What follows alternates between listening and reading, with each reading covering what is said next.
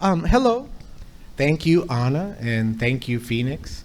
My name is Mario Ybarra Jr., and I'm blessed with the opportunity today to be with both Gloria Gems Sánchez and Tidawhitney Leck. So I'm going to let these two artists introduce themselves. So can we start with you, Tida? Can you introduce yourself and tell us a little bit about yourself? My name is Tidawhitney Leck, that's how you pronounce it, but I go by the nickname Tida. And so the last 4 years I've been really, growing with the art scene here in LA and just really navigating myself as a female artist and as an Asian American. And so I have now produced work that really dives into this narrative that I feel like I need to tell now.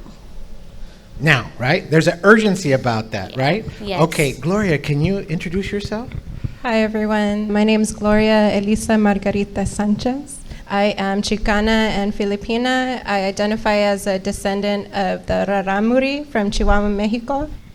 I know a lot of times people are going to ask you about your identity and they're going to ask you about your politics and all these kinds of things. But before we get into that, I want to talk about your practice. The materiality of your practice. Like, what the hell are you doing? So, in terms of representational work, actually, I, as an undergrad, studied a different kind of concentration, which was abstract painting. But once I was done, I realized that I didn't give myself the opportunity to actually use it to maybe talk about the things I want to say. And actually, as an undergrad, I actually avoided these narratives. I didn't feel comfortable is what it is. And now that I'm much older, I've grown much more confident. And so those 4 years out of school, I was actually working alongside artists. I was being exposed to these gallery scenes, the contemporary scenes, and then realized there's this way of using what I have around me. My hand was doing these redundant kind of skills, and something clicked where I realized I could stretch the medium, because I want to be a master painter.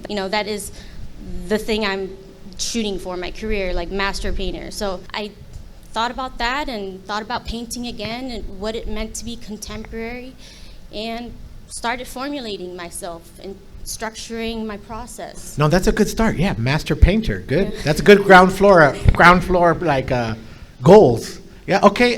And Gloria, what are all these things about? And what is the process of finding this and finding that and putting together? What magic are you putting together? Okay.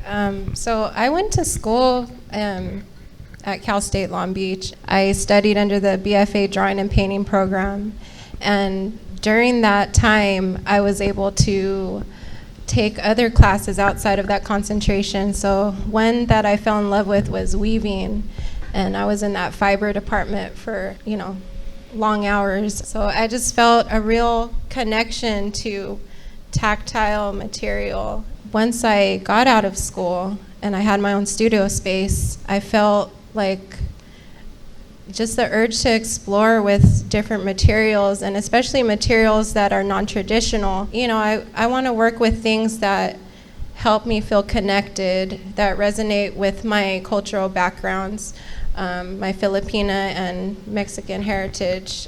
Because I think when my parents came here, in a lot of ways, we lose our parts of ourselves coming here, immersing into the capitalist culture.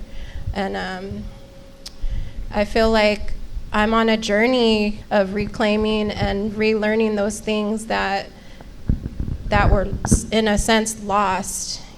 One thing that resonated with me was hair, saving hair as a form of honoring your ancestors, honoring those who have passed along, the representation of hair as a symbol of memory.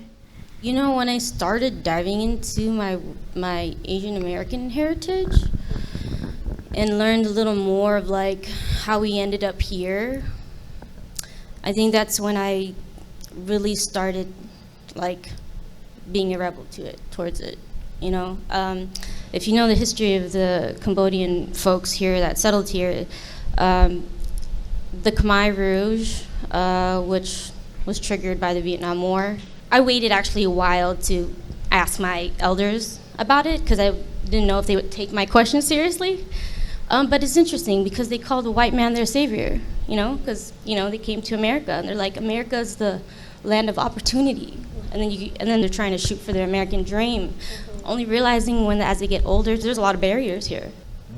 That's Yeah, good. Thank you. I really feel what you said, on both sides, and I think this goes for a lot of migrant families and people. You come here and you're trying to prove so much that you fit in, and it's more for survival. It's so you don't get singled out. And Have you been able to do, like in the works here, or can you point out any moments where that happens, Gloria, for yourself? I feel like, the way I work is very intuitively. I do research and read a lot of different topics on both sides of my heritages, and I do find parallels between some of the mythologies, learning that snakes also in some Filipino and Native cultures are also sacred. And in comparison to Christianity, where we are taught, the snake is evil, and in other cultures, non-Christian, non-Catholic, the snake is connected with the feminine, and how that all ties together with, the repression of women. And this whole art journey for myself has been that, kind of relearning my roots and just trying to make my own representation of a hybrid identity and way of life. Are there any examples you could point out, Tita, for where things are kind of like what you were talking about, and where in the work it's resonating or ringing in the same types of way? These portraits of these figures here are actually portraits of my family. There's a large number of us, and I thought they were the best place for me to start. They were the examples, all the things they were shooting for that I thought I was supposed to follow. They kind of failed, or they had their mistakes or things, decisions, life happened and all that stuff. So I thought it'd be great to narrate their story. This portrait here is called In Between the Bucket and the Sun, and it's a portrait of my older brother. He loves the spotlight. So, but in this case of this painting, it was a moment where in his life he was trying to get the job, get married, buy the house, and as he was trying to get them one by one, his mental health was just not going well. And I think in the end he realized his happiness is what he really needs to search for. There's a couple things in this painting is our representations of desires I suppose he thought he had, and it's a moment of realizing he had to let them go. Thank you. Well, I think that's a good place to end our conversation. I'm proud of you, both of you. You all rocked it. Your show is gorgeous. It's beautiful. And in my book, you're a master painter, Tita. And you're a master also, Gloria.